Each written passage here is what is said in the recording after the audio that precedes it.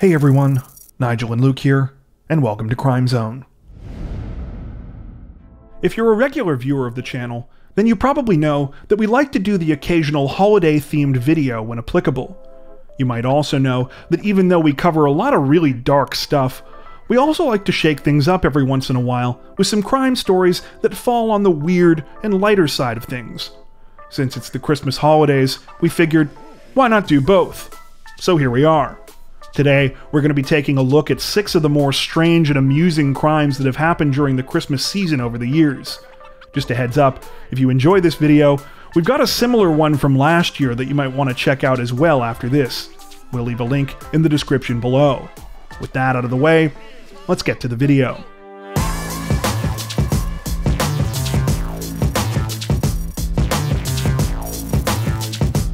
Like many small towns across the United States, every year, the people of Chestertown, Maryland get together to celebrate the holiday season with an annual Christmas parade. If you've ever been to one of these kinds of events, then you'll know that there's arguably fewer things more wholesome on the planet. The community comes together, the kids get excited, and generally there are even appearances from a few classic Christmas characters, most notably from the big red-suited man himself. Where does he find the time to make it to all of those parades? Anyway, most years, this family-friendly atmosphere is precisely what the fine folks of Chestertown have come to expect. Except for that one time, when their Christmas parade became the subject of national news headlines. It all started during the parade of 2011, when crowds of eager residents had lined the streets for the annual festivities. Spirits were high, and everyone was having fun, until the parade reached the intersection of High and Cross Streets. That's when things got decidedly less G-rated.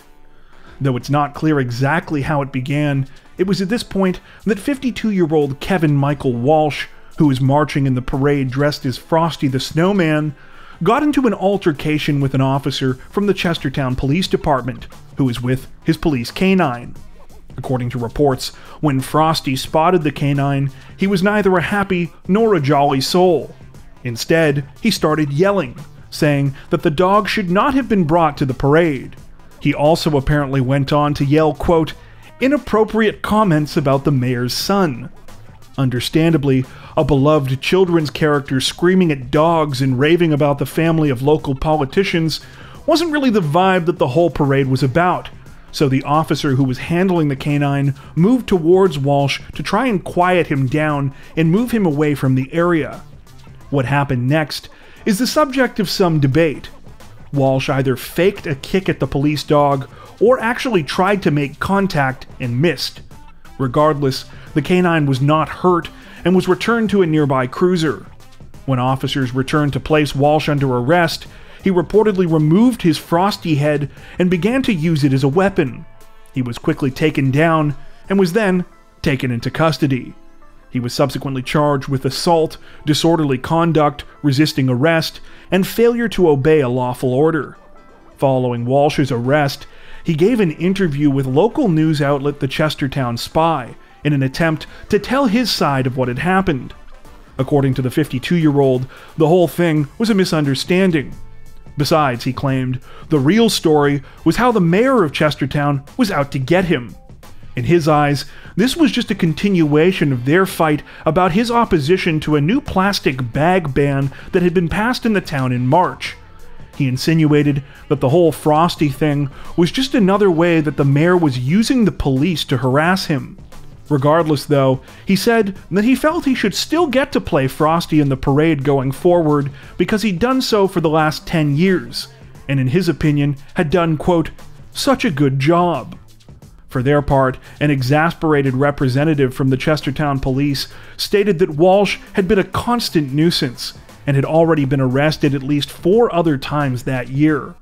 While the charges against Walsh were permanently placed on the county court's inactive docket a few weeks later as a show of goodwill, according to reports, he managed to get himself arrested again just a few months later.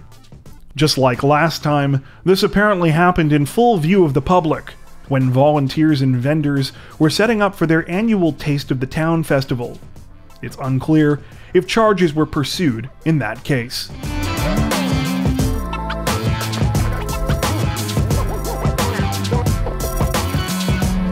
Whether it's because we're Canadian or for some other unknown reason, we'll be honest, we had never heard of mistletoe hunting before we came across this next story. But apparently, this is a thing. As you may or may not be aware, mistletoe is what's known as a hemiparasitic plant. We'll spare you the full details of exactly what that means, but for our purposes, all you need to know is that mistletoe attaches itself to the sides of trees, stealing some of their water and nutrients in order to grow. Because of this, it can often be found up high in the branches of trees, which can make it a little difficult to access for would-be harvesters. Somewhere along the way, someone apparently realized that this problem could be solved by shooting the mistletoe out of the branches and collecting it as it fell to the ground. And thus, a tradition was born. I gotta say, America, this doesn't help the stereotype that you solve all of your problems with guns, but I digress. Joke. Just to be clear, that was a joke. I don't actually believe that. Anyway, given that like regular hunting, mistletoe hunting generally involves the use of rifles or shotguns, you would think that it normally occurs way out in the wilderness, or at the very least, in rural areas. You know, places that are generally safely away from those who could be hit by errant gunfire. Alas, while this is how it's supposed to be done, there are always exceptions. Case in point, 66-year-old William E. Robinson. In December of 2011, a motorist was driving along the Lawrenceville Highway in DeKalb County, Georgia, when something strange caught his attention. As he was passing by the North DeKalb Mall, he noticed a man, later identified as Robinson, standing in the parking lot close to one of the edges of the property. We're not exactly sure where, but according to reports at the time, it was right near an Applebee's location. So, make of that information what you will. Anyway, to the driver's astonishment, he watched as Robinson pulled out a double-barrel 12-gauge shotgun and began to fire into the trees right next to the restaurant. Keep in mind, this was not during off hours or anything. It was apparently like 5:30 in the afternoon, and the area was busy. The driver apparently honked his horn at Robinson, hoping he would realize how ridiculous this was, but it was to no avail. The 66-year-old reportedly kept right on shooting. That's when the driver called police. When officers caught up with Robinson at a nearby gas station and took him into custody for reckless conduct in discharging a weapon, he was apparently stunned that he was being placed under arrest. He said that he went mistletoe hunting every year and didn't see the issue, though admitted this was the first time he had tried it at the mall. While it's unclear what ultimately happened to Robinson, reports from the time make it seem like he wasn't all that bothered by the whole thing. After spending the night in jail, he was released, telling the media that he had planned to take the mistletoe he was collecting to a holiday party. During the interview, he stated, quote, "I did get out just in time for the party, but I didn't have the mistletoe to take. So, I went without the mistletoe."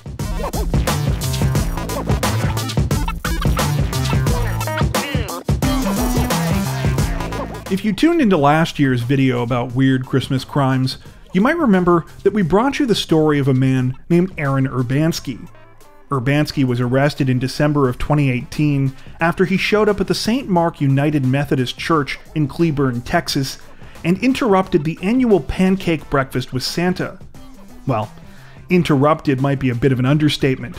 This f***ing clown showed up with a couple of friends to, quote, protest the event, which in this case meant standing across the street while holding homemade signs and screaming "Santa isn't real" into a bullhorn at dozens of children who were attending the event with their parents.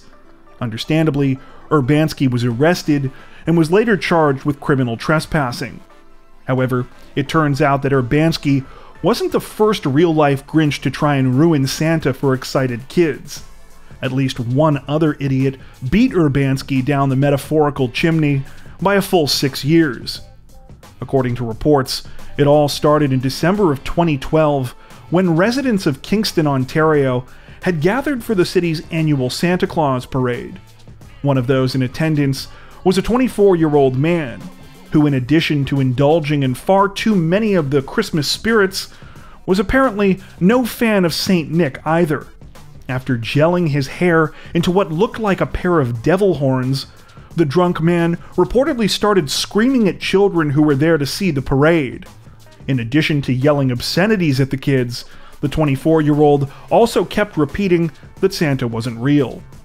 After unsuccessfully trying to calm the man down, the police were forced to take the Grinch-like perpetrator into custody, and he apparently spent the night in jail sobering up. He was subsequently charged with causing a disturbance by being drunk and breach of probation, since one of the conditions for his release for a previous crime was that he abstained from alcohol. While the man's name was never released by police, we have good reason to believe that his last known address was on Mount Crumpet, where he was believed to be living with a dog named Max.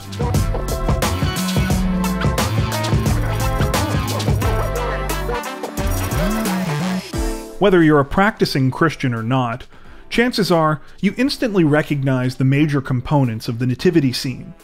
There's Mary and Joseph, the three wise men, the stable, baby Jesus of course, the tiny manger, the GPS tracker embedded in baby Jesus. Wait, what was that last part you say? Ah, yes, allow me to explain. For starters, I think it's safe to say that a lot of us have pulled some pretty stupid pranks in our younger days. Often fueled by equal parts alcohol and immaturity, a lot of times these can be mostly harmless. But let's be honest, most of the time they involve at least technically breaking the law.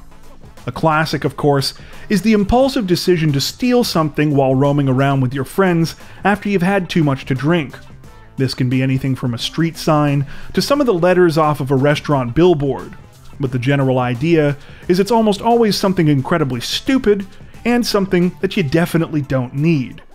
For instance, a life-size cardboard cutout of former professional baseball player Jose Bautista from your local pizza. If you're wondering why that example is so specific, it's because I know someone that did that. Don't worry, they returned it the next day when they sobered up. And see, that's the second major part of these sorts of pranks/crimes. You almost always feel like an idiot afterwards, and you can usually make things right by just giving the stuff back. You do actually have to make the effort though. All that being said, as you might imagine, our old friend baby Jesus is quite the target when it comes to these kinds of dumb incidents around the holidays, with churches and public buildings all over the US and Canada reporting them stolen from their nativity scenes every year. The problem is that unlike cardboard cutouts of Jose Bautista, not all of these baby Jesuses are so easily and inexpensively replaced. Many cost hundreds of dollars or more, or might even be custom made. Over the past decade or so, it's caused some would-be victims to get a bit more crafty. The earliest and perhaps best example we could find comes from the village of Wellington, Florida, back in 2008. The previous year, the local community center had the baby Jesus stolen from their nativity scene, and they decided that that year they were going to fight back. So, before setting up the nativity, they installed a hidden GPS device inside the ceramic figurine. Sure enough, baby Jesus was stolen again in no time. When police followed the GPS tracker, they were able to trace the missing figurine to a nearby apartment, where they found it lying face down on the living room carpet.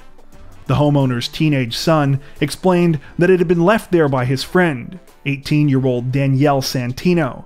Santino was subsequently arrested and charged with theft of an item valued at $300 to $5,000. The incident sparked a wave of churches, synagogues, and others reaching out to security companies eager to get their hands on similar GPS devices to protect their holiday displays. While it appears that security measures like these have been more widely adopted in recent years, it's clear that the threat of a possible GPS tracker inside random nativity figurines will never deter all thieves and pranksters. Just this month, a homeowner in South Euclid, Ohio, reported that his front yard nativity scene had been ransacked. In that case, the culprits had replaced baby Jesus and the other figures with Halloween tombstones that read RIP. At the time of this recording, that incident is still under investigation.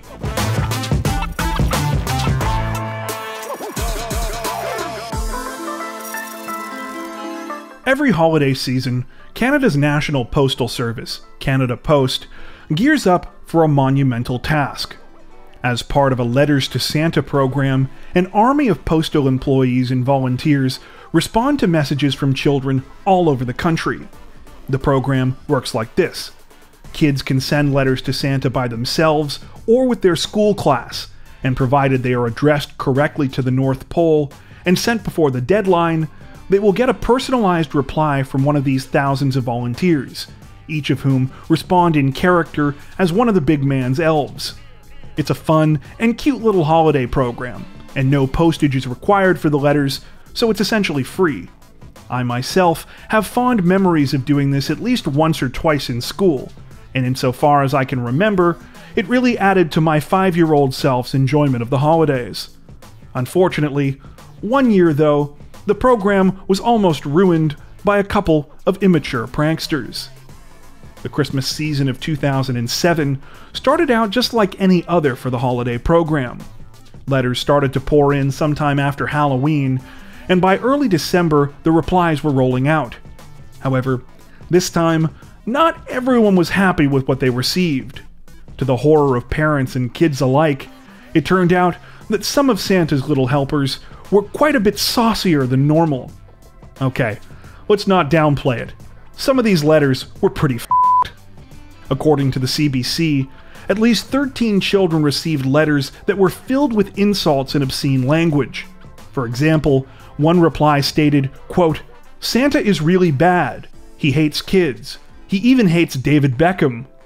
Aside from the weirdly dated David Beckham reference, this was apparently actually one of the nicer replies. Others said things like, quote, "This letter is too long, you dumb shit," and "Santa sucks dick just like your mom." Another simply finished with, quote, "F you, your dad's gay, thank you." Understandably, the story of the obscene Santa letters quickly blew up across the country, with parents fearing that their child would be getting one of the nasty replies next. Meanwhile, Canada Post was quickly forced to shut at least part of the program down until they could get to the bottom of everything. To their credit, the investigation took less than a month. It helped that all of the letters had been sent to children in the Ottawa area. It turned out that the culprits were a bunch of teenagers, which, like, in retrospect, probably should have seemed pretty obvious to everyone.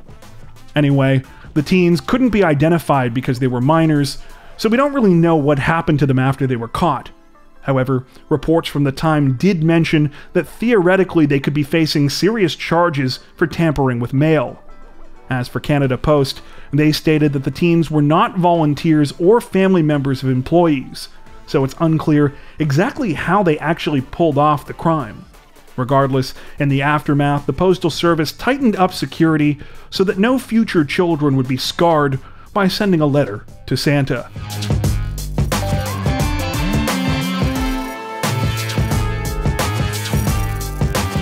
For those unaware, every year, thousands of people don red and white hats and coats and parade around the streets of cities across the world dressed as Santa. This loose collection of events is called SantaCon, and it actually has its roots in a 1970s Danish protest movement. However, like most things that start out with some sort of a political message in mind, only to be warped beyond all conceivable recognition, these days, SantaCon is mostly just a glorified bar crawl. One that has earned a reputation in recent years for excessive alcohol consumption, impromptu street fights, and public fornication, among other things. This is especially true in the United States, where it is arguably the most popular and which also hosts the largest annual SantaCon in New York City. According to reports, during one particularly notorious SantaCon in Hoboken, New Jersey in 2018 alone, 14 people were arrested and 4 police officers were injured, one of whom was allegedly bitten by an intoxicated Santa. An obvious departure, of course, from Santa's usual diet of milk and cookies. All of this is to say that SantaCon has seen its fair share of criminal activity over the years. However, as far as we're aware, no one has ever managed to top the legendary status of one unknown California man, who in 2014 really put the con in SantaCon. According to reports, it all started during that year's SantaCon in San Francisco, which incidentally was the first US city to begin hosting the event exactly 20 years earlier. The festivities were in full swing that day, when at approximately 1 in the afternoon, a man walked into a Wells Fargo bank branch on the 400 block of Sutter Street. After sauntering up to the counter, he handed one of the tellers a note demanding money and claimed he had a gun.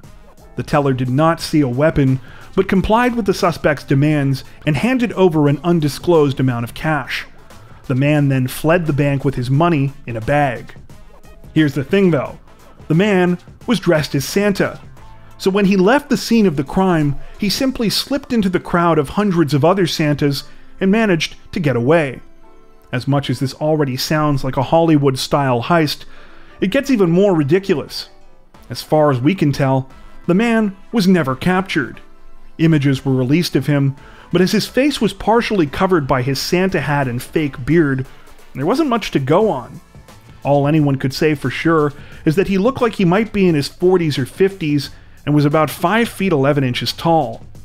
While we obviously don't condone robbing banks, you've got to admit it was a pretty good plan. That, and it's definitely the least embarrassing criminal incident we came across while reading about SantaCon. Before we wrap up, we'd like to take a minute to thank our amazing supporters over on Patreon. As many of you are aware, our situation on YouTube always seems to be a bit uncertain, but our patrons help to ensure that we can continue to make content like this long term without having to worry as much about what surprises might be thrown our way. Plus, patrons also get access to 4 additional stories per week for each of our Crimes of the Week and Crimes of the Week International videos. If you'd like to help support the channel directly, head over to patreon.com/crimezone to join. You can also find that link in the description below. As always, thank you so much for watching, and take care.